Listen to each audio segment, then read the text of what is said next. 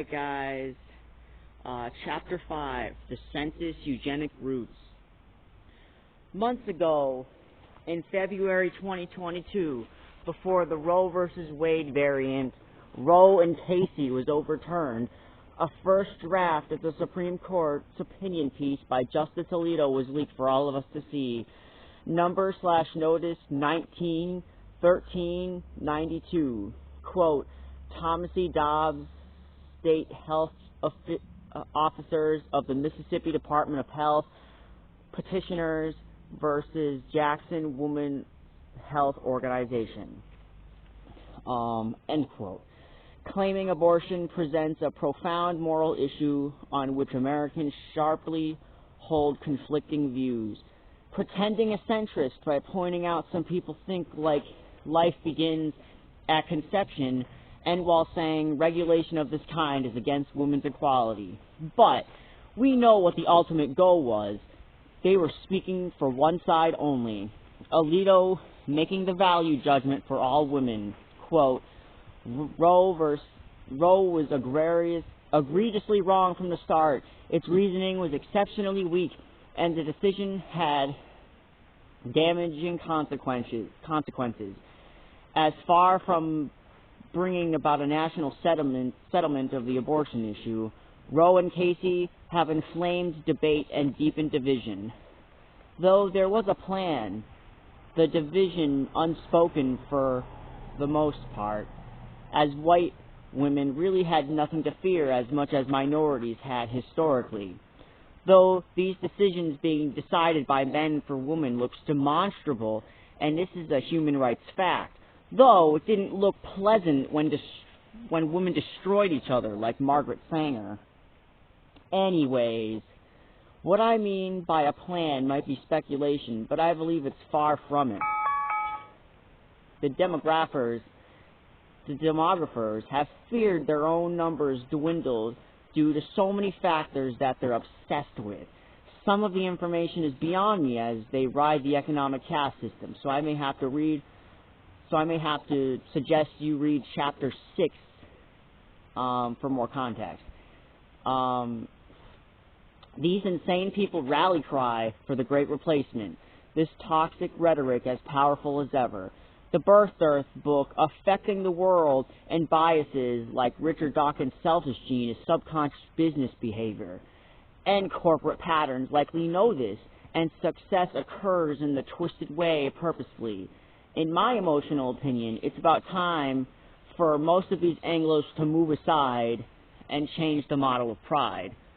But people have fought so hard to get to be considered white that I just think it's discriminatory to even suggest that. So I feel like the caste system is pretty intelligent when it comes to how much it made people want to be a part of it, so that letting it go would just be destructive for a lot of people. So I understand that, and I don't really advocate for doing this outright. Anyways, to begin, in response to Roe being stripped, demographer Ben Wattenberg, advisor and speechwriter to multiple presidents, starts Chapter 1 by experimenting with high school student opinions on fertility in London, Michigan in 1985. Of course, he delights in the fact that they're disproportionately white, although he admits this test wasn't meant to hold inherent solid ground, as their opinion could change due to any circumstance in their older lives. The data he recovered, the beginning and continuing of the fear-mongering, starts the first graph as Chart 1A, or quote, Chart 1A, number of children born for white people, age 40 to 44 in 1985. Then adds the answers he got from the kids. 19 wanted 4 or more, 24 wanted 3, 34% wanted 2, 12% wanted 1, and 12% wanted 0. End quote. The demographers hypothetical expected white children to have 2 children 50% of the times. The Dems prefer 2.4, but their worry saw 1.6, and it only cared about women producing, likely from the myth of an automatic maternal instinct, and because, men sort of get picked by whatever woman that will be like him, and like, but still, obviously it's more about the, anyways, the sample and census data excluding immigrants and only concerning white women. He focuses on after World War II ended, the ideal amount of kids was 4. Oh, he focused on after World War II ended, the ideal amount of kids was 4 or more, close to 50% of the time. Then fast forward to 45% wanted this amount in 1959. His writing drones on into 1985, where only 11% wanted 4, and in 1959, 16 wanted 2 kids. But oh boy, now close to 60% want 2 kids in 1987. It really only gets more ominous as the number 60 is the demographic scare number. He says a second stage of the dearth is soon to be happening, which I imagine comes from the dynamic of single parents, as his model is more kids and bigger families.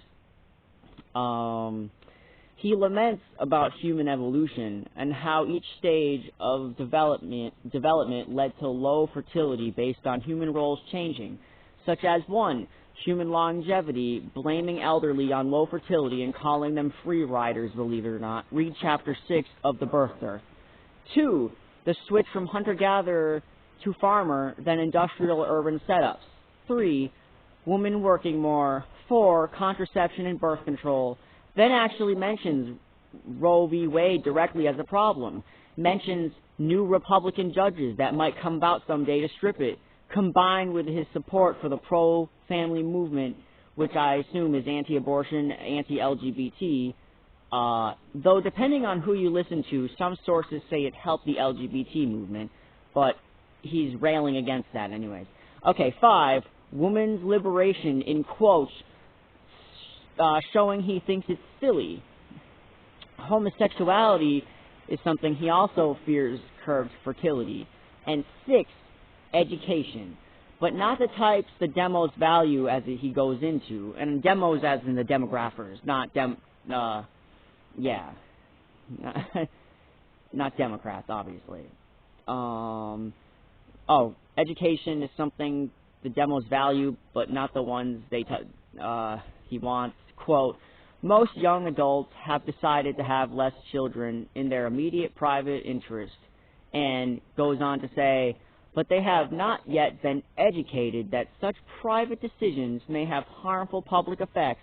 They don't know the birth dearth will affect the economy and cause domestic turmoil, end quote. Though he claims it's not about race or ethnicity, problem of blame, but the wealth issue when it comes to humans we want assimilated into the economy. But contradicts this point to a book series tabulated by the Census Bureau called Lifetime Births Expected, which he claims is the best measure of fertility at the beginning of the book, where he fawns over the white majority. Again, just to reiterate, he claims a colorblind method of avoiding who actually holds wealth, claiming it's not about a race issue, quote-unquote, for economic domestic turmoil. But almost every aspect returns to worrying about the white census numbers dwindling. The mask actually fumbles out of a window at a point where he lays out, today, 80% of the U.S. is of white European stock. Other demographers like Leon Bucket and Robert Gardiner project that by 2080, the white population will be 80 to 60, down to 50 if immigration keeps accumulating. Okay then. Anyways, Ben's criticism of contraception is more psychotic than anything I've heard, and conservatives say the most wretched shit, as you know. So this blew my mind. Even if it's true in some cold, logical sense, it's the most cruel. Like, really mean. So he speaks from a very economic and numbers model of figuring out historically what produced the most babies. And goes on to say that war killed millions, famine starved a vast population, even the plague taking out a third of Europe doesn't compare to the freedom of modern society to prevent itself from breeding for the economy. The external wars and attacks allow us to heal from the inside and considers contraception a self-inflicted wound. But of course, with insane American fashion, only for the missed demographic numbers. This missing 60% of the white demographic is being used by conservatives and other people alike just to justify our system's theft. Bringing it back to Justice Samuel Alito, Clarence Thomas, who was vocal about taking down Roe, helping to strip Roe as a response to COVID that society knew statistically for the economy was an anomaly. Ben said, hypothetically, if fertility declined anymore, the system would have to coerce it if it wasn't for democracy. But not because it's plain wrong. Quote, it would be very difficult to issue a national command that says, attention all couples, have more babies immediately, or else. Why difficult? Because democracies can't. Don't plan on a quick demographic turnaround unless you can visualize millions of nice, well-educated working women turning in their attached cases and running shoes in order to stay home bearing 3 to 4 to 5 children. Depending on the country involved, that's roughly what it will take to prevent a Western population once the decline begins. End quote. As I've mentioned from the birth dearth, war, plague, famine is it's preferred to these sickos, but not if the society also had contraception like we do, and many articles online seem to encourage this talking point. The only bottom line was bodies for the workers. It barely cares about their well-being as long as they're useful and fresh. And it's the selfishness that led to white obsession for why it wasn't mended by their own side of the political aisle. Remember what Kevel said, that Anglo-whites weren't meant for the contraception based on fears they would use it. To quote Jane Elliott, talking about the book's talking points, quote, what we're dealing with is institutional ignorance. We have taught people only white people are fully human. We have taught the myth of race for so long that we have created a society worldwide in which only white people are seen as superior human beings. We don't even regard some of the rest of the other races as human, and so we treat them as less than human. Black lives matter because for 500 years in this country they have not mattered. White lives have always mattered. There's a book out there that everyone should read or go to the library to get. Oh, okay. Yeah, you already know about this book, obviously. And then The Birth, he was a president advisor. Okay. And then Jane Elliott goes on to quote what Ben, in a summary way, is talking about. The major problem confronting the United States today is that there aren't enough white babies being born. If we don't do something about this and do it now, white people will be in the numerical minority, and we will no longer be a white man's land. He says, quoting Ben, this is her talking about Ben, by the way, there are 3 ways to solve this problem. Number 1, we could pay women to have babies as they have been doing in Western Europe nations for years. Then he says, unfortunately, and these are his words, not mine, he says, unfortunately, we would have to pay women of all colors to have babies, so we don't want to do that. He says, quote, the second thing we can do is increase the number of legal immigrants allowed into this country every year. Then he says, unfortunately, majority of those coming into this country today are people of color, so we don't want to do that. And I don't know if she misspoke, but she says, now think about what Donald Trump has said. Quote, the third thing we could do is to remember that the 60% of the fetuses that are aborted every year are white. If we could keep the 60% of life alive, that would solve our birth dearth. And then she goes on to say, this is blatant racism, and now you look at the right to life movement, and all of a sudden you realize it's not about morality nor religion. It is about something immoral, which is increasing the number of white babies and letting that other 40% who are not white fetuses die. End quote. Obviously, she wasn't talking about COVID, but I think what the justices did coincided with the history Jane Elliott, Daniel Kevels, and I went over in The Birth Dearth. The panic in Ben's words seemed to hint at birth control plus the plague scenario we experienced these past few years. Even if Ben didn't predict a pandemic, the white bodies vanishing and quarantine era of COVID seemed like what he hypothetically meant by, quote, "That's roughly what it will take to prevent a Western population once the decline begins," end quote. This is literally what those in power had done. Despite their own kind, quote, own kind being of more value, their freedom hinged on enough births and willing to pull the rug and not pay them to breed because of the modern hand of Jim Crow on every sword. Immigrants were said to be our strength, and now we treat them as roving gangs. I imagine so many immigrants are refugees from climate change and war displacement, yet conservatives with no empathy will call it replacement.